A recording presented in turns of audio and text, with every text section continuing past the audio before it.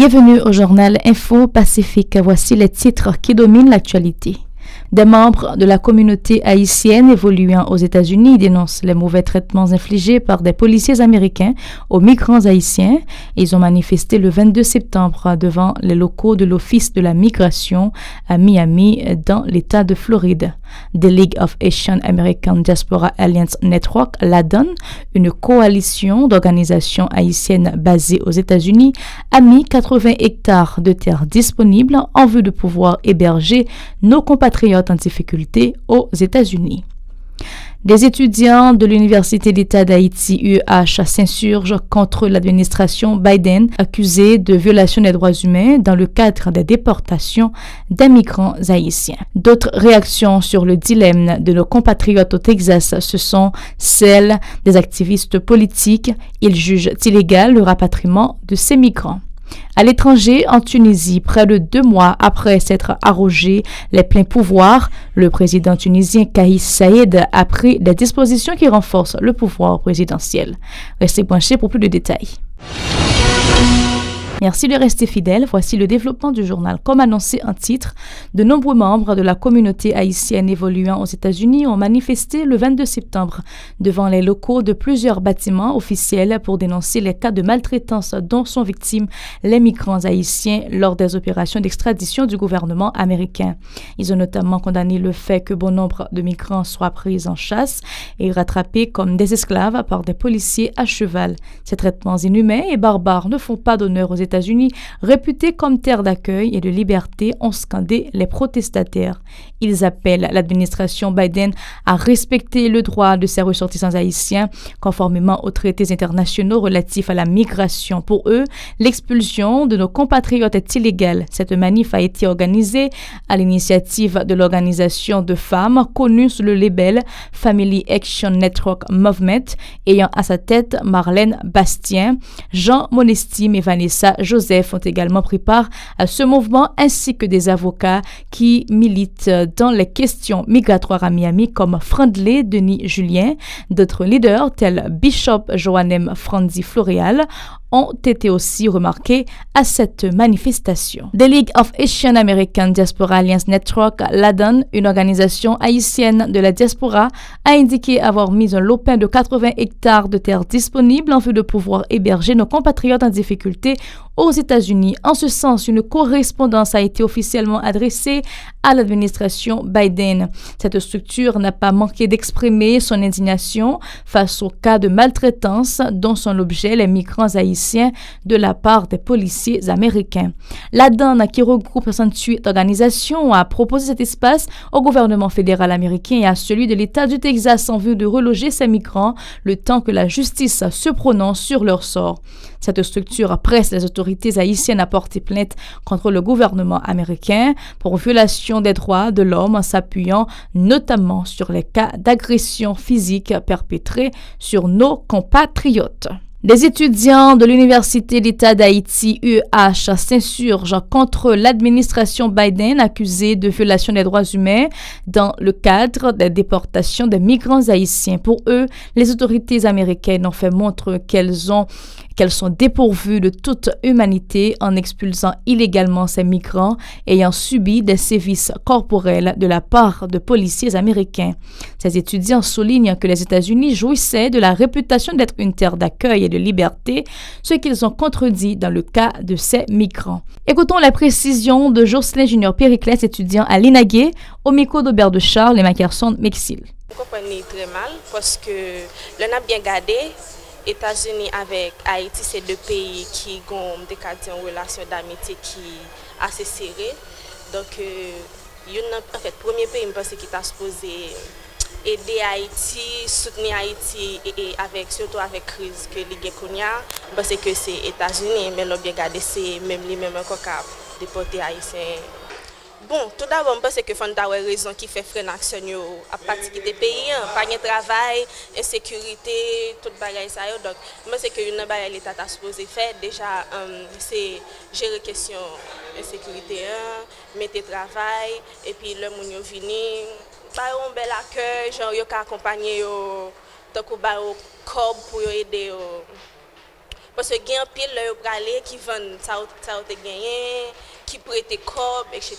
Donc je pense que l'État a supposé aider dans ça. Par ailleurs, ces étudiants reprochent aux dirigeants qui se sont succédés au pouvoir de n'avoir pas œuvré en vue d'améliorer les conditions de vie de la population.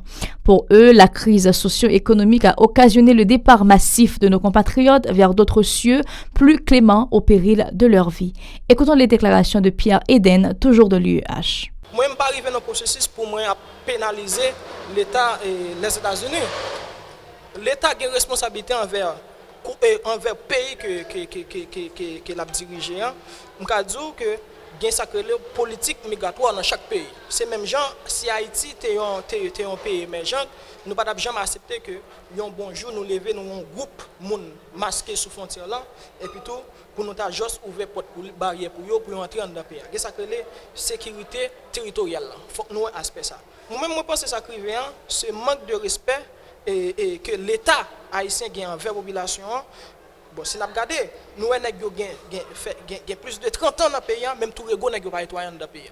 C'est-à-dire, l'État, en quelque sorte, faillit à mission. L'État faillit à mission, je n'ai pas trouvé nos espaces côté le évoluer. Celle pour le gain, c'est parti qui était payant et à l'autre côté. Plus loin, ces citoyens invitent les autorités gouvernementales à tout mettre en œuvre en vue de recevoir dignement ces déportés.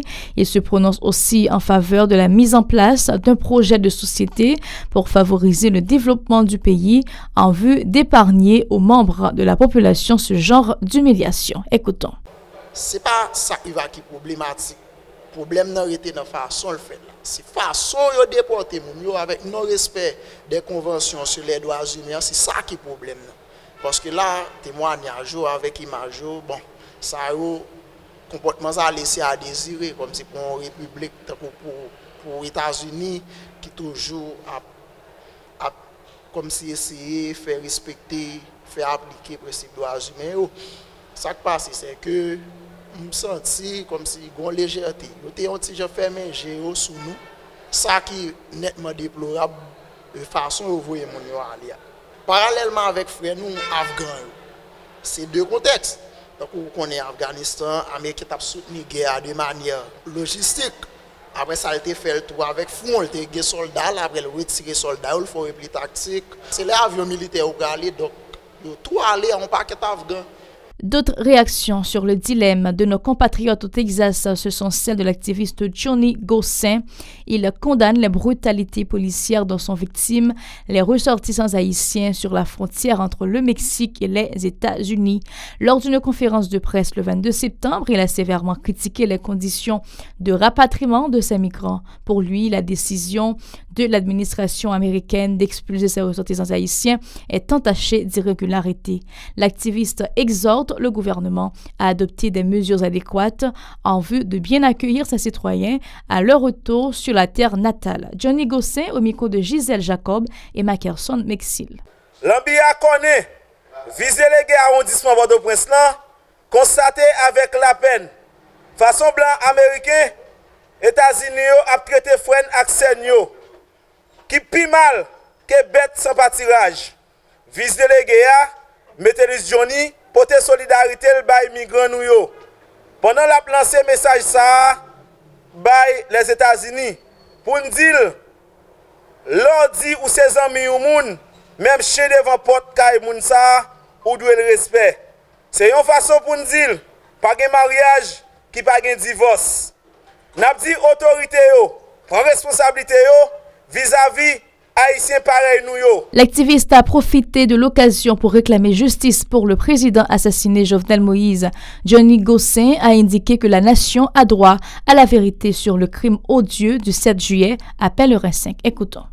Plus passé 2 mois après gros acte assassinat, un bon mercenaire colombien et mercenaire créole fin faire sous président Jovenel Moïse dans résidence privée dans Pellerin 5. Jour la nuit 6 pour l'ouvrir 7 juillet 2021. Nous remarquons juste journée jeudi, il y a un gros dilatoire qu'a fait pour faire lumière sur la mort président noir. L'ambi prend position pour demander justice pour président Jovenel Moïse et puis arrêter tout le monde qui est impliqué de loin ou de près dans la mort président peuple haïtien. Des nouvelles hors de nos frontières à présent. Près de 2 mois après que Kais Saied s'est arrogé de plein pouvoir en limogeant le gouvernement et en suspendant le Parlement, le président de la Tunisie renforce un peu plus ses pouvoirs. Le chef de l'État tunisien a promulgué mercredi 22 septembre des dispositions renforçant ses prérogatives au détriment du gouvernement et avec lesquelles il s'arroge le droit de légiférer par décret. Ces dispositions qui tendent à présidentialiser le système de gouvernement hybride prévu par la Constitution ont fait l'objet d'une série de décrets publiés dans le journal officiel. Les textes à caractère législatif seront promulgués sous forme de décrets signés par le président de la République, stipule l'un des articles.